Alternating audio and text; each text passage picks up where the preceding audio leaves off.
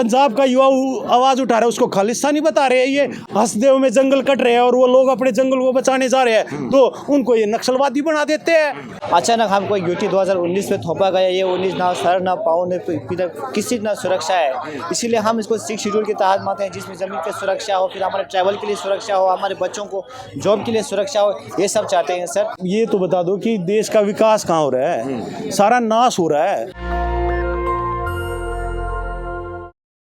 आप कहाँ से हैं सर? मैं दिल्ली से हूँ भाई, जनता सरकार मोर्चा से। तो आज आप यहाँ आए? जैसे भाई साहब लड़ाई लड़ रहे हैं वहाँ पे लद्दाख में, वैसे हम दिल्ली में किसानों के लिए लड़ाई लड़ रहे हैं। जो हाई टेंशन की तारें जा रही है ना किसानों के खेतों में से, उसके लिए लड़ाई लड़ रहे हैं। और हम वहाँ लद्दाख भी गए थे, इनसे मिल के आए थे।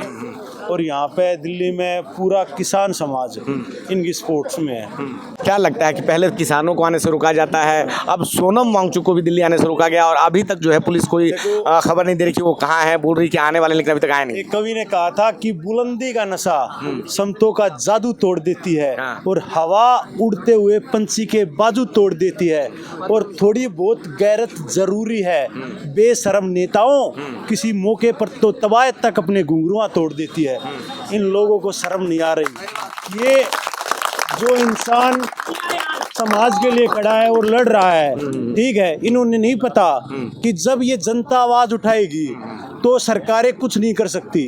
ठीक है, जब भारत ये कहेगी कि हम कहेंगे कि भारत की हुंकार है और ये कहेंगे कि जनता ही सरकार है, यह नारा जब उस शैतान के कानों में जाएगा जो उनके गुलाम बना हुआ है, कहीं बिल गेट्स का, कहीं रॉक चाइल्ड का, उनका और उनके साथ क्लाइमेट हार्पिक टेक्नोलॉजी के द्वारा जहाँ चाह रहे हैं बारिश करवा रहे हैं, किसान को बर्बाद कर रहे हैं, जहाँ चाह रहे हैं वहाँ बर्फ डलवा रहे हैं, इनके जो मन में आ रहा है वो करते जा रहे हैं। और ये युवा जब तक चुप है, जब तक ये कुछ भी कर लो, और जिस तरह युवा अपनी चुप्पी छोड़ेंगे और अपने हक के लिए लड़ेंगे ना, तो सरकारें तो आती जाती रहती है। क्या बता किस किसने इस देश पर राज किया है, ये सोचते हैं यार राज करने से सब कुछ हो जाएगा। ये लात लगने वाली है, इनकी औकात जल्दी पता चलने वाली है। जो सरकारों के खिलाफ युवा और सच्चे जो देशभगत लोग हैं जो आवाज उठा रहे, अगर पंजाब का युवा आवाज उठा रहा है उसको खालिस्तानी बता रहे हैं, ये जो मन में आ रहा है वो कर रहे हैं। वहाँ कहीं हसदेव में जंगल कट रहे हैं और वो लोग अपने जंगल को बचाने जा रहे हैं तो उनको ये नक्सलवादी बना देते हैं। इनके जो मन में आता है वो करते जा रहे हैं।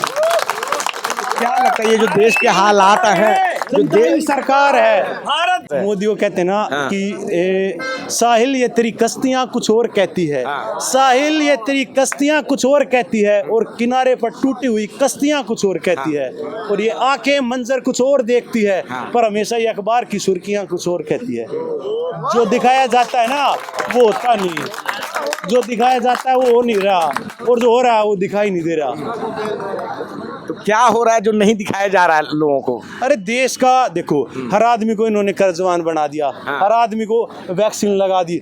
अब ये कह रहे हैं कि अब जाके हाई कोर्ट में इन्होंने ये बोल दिया कि है ना वैक्सीन से ये तो सविच्छक थी। अब जो लोग मरेंगे देश में, न्यू वर्ल्ड ऑर्डर लागू होगा तो उसका जिम्मेवार कौन है? ये कह रहे 1% लोग मरेंगे। सबको पता कि 100 करोड़ लोगों को लगी है। अगर 100 करोड़ में से 1 करोड़ आदमी मर गए तो उनका परिवार का जिम्मेवारी कौन लेगा? ये बता दो। ये तो बता दो कि देश का विकास कहाँ हो रहा है, सारा नाश हो रहा है। डंका बज रहा है विश्व में। मोदी जी तो हमेशा कहते हैं कि बाहर जाते हैं तो भाई डंका बज रहा है, बाहर जाके ये भी कहते हैं भारत में सब चंगासी। ये दिखाने के लिए डंका बज रहा है। नू में 19 बुच्चड़ खाने खुलवा दिए। किसकी सरकार है? हरियाणा में। हरियाणा में 19 बुच्चड़ खाने खुलवा दिए नू के अंदर। ये क्या है? दिखा रहे हैं मांस, जो गऊ मांस। तो गौ रक्षक लोग हैं, आप ऐसी बात कर रहे हैं। तो ये कह रहा हूँ गौ रक्षक, तो मैं बता रहा हूँ वो पहले नंबर, दूसरे नंबर पे हमारा देश।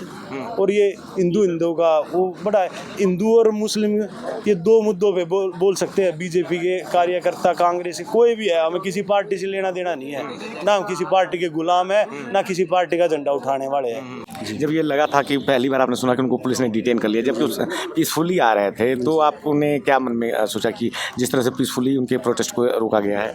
मुझे लगता है कि ये बहुत गलत हुआ कि पीसफुली वो किसी को हार्म नहीं कर रहे थे, ना ही पब्लिक प्रॉपर्टी को तोड़ा, ना ही किसी को दुख दिया, ना ही किसी को मारा, नहीं किसी को पीटा, पूरा नॉन वायलेंटली हो रहा था। मुझे लगता है कि नॉन वायलेंस जो बापू का जो रास्ता है उसी पे आ रहे थे, तो कुछ गलत नहीं किया उन्होंने। तो ये जो है इलीगल एक डिटेनमेंट हुआ था। सोनम वांगचुक को आप लोग ऐसे लद्दाख में पूरे इंडिया में उनको माना जाता है, आप लोग कैसे उनको देखते हैं कि जिस तरह प्रकार से वो लद्दाख के लिए एक आवाज़ हैं और वो मांग उठा रहे हैं कि लद्दाख को एक फुल स्टेट का दर्जा दिया जाए? वो तो है तो एक इन्वायरमेंटलिस्ट है, पर हमारे लिए अभी वही हमारा एक रे ऑफ होप जैसा है, जो ये सारी हमारी जो भी ये मांगे हैं इनको ये हेड करके ले जा रहे हैं। सर लद्दाख जब से यूटी बना है तब से 5 साल से हमारे यही, जब यूटी बनाने का जब गवर्नमेंट ने हमको मौका दिया था तब उन्होंने ये कहा था कि जब आपको यूटी लेजिस्लेचर का हमारा पूरे बीते 72 साल से हमारा ये मांग था, मगर अचानक हमको यूटी 2019 में थोपा गया। ये 19 ना सर ना पाँव ने किसी ना सुरक्षा है, इसीलिए हम इसको 6 शेड्यूल के तहत मानते हैं, जिसमें ज़मीन की सुरक्षा हो, फिर हमारे ट्रैवल के लिए सुरक्षा हो, हमारे बच्चों को जॉब के लिए सुरक्षा हो, ये सब चाहते हैं सर। इनके लिए हम ये समर्थन करें सर। बाकी आप देखिए सर कहीं कहीं बहुत सारे जिस तरह से पुलिस ने पूरी तरह से बैरिकेडिंग कर रखी है, आप लोगों को मिलने तक नहीं दिया जाता, बहुत सारे यहाँ से युवाओं को जो है लद्दाख के जो स्टूडेंट्स हैं उनको यहाँ से हटा दिया गया।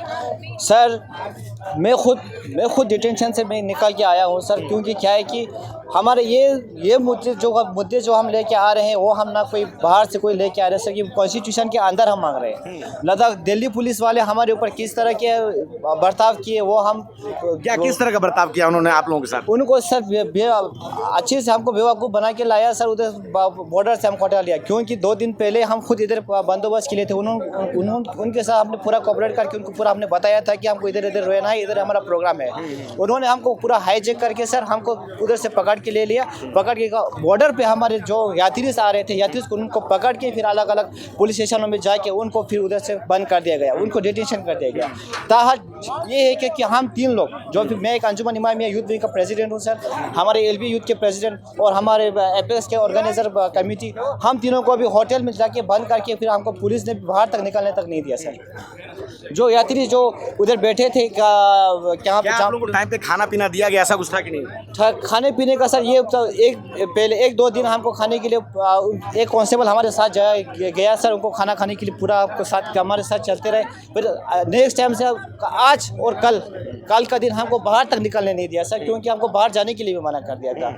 फिर हमारे कुछ प्रॉब्लम्स थे सर, हमको कुछ खरीदना था, तब तक उधर तक जाने के लिए उन्होंने मना करके रखा, जैसे कि ये कि कोई दहशतगर्द बाहर से आया हो।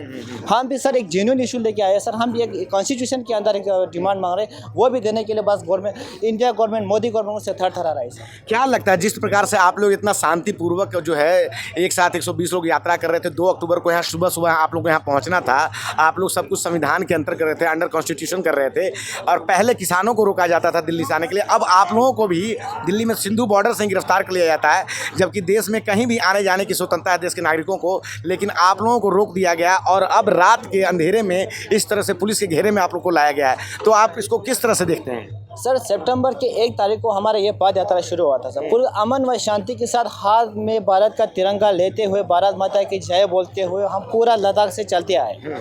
पंजाब बॉर्डर तक हमको कुछ नहीं बोला सर, जब जो ही हम दिल्ली बॉर्डर में शिरकत इंटर हुए, उन्हें उसी की बात पता नहीं, एमएचए की कोई प्रेशर की वजह से या गवर्नमेंट की कोई प्रेशर की वजह से पता नहीं क्या है, हमने कुछ पीसफुली आना था सर, हमको कोई तोड़ फोड़ करना था, पीसफुली आके राजपाथ पे आके हमको सलामी पेश करना था, उसके बाद हमको जंतर मंतर पे कुछ प्रोटेस्ट रैली की सूरत पे हमको करना था, मगर पता नहीं उनको किस वजह से किसके प्रेशर से कर रहा सर, दिल्ली बॉर्डर से हमको उठाया गया।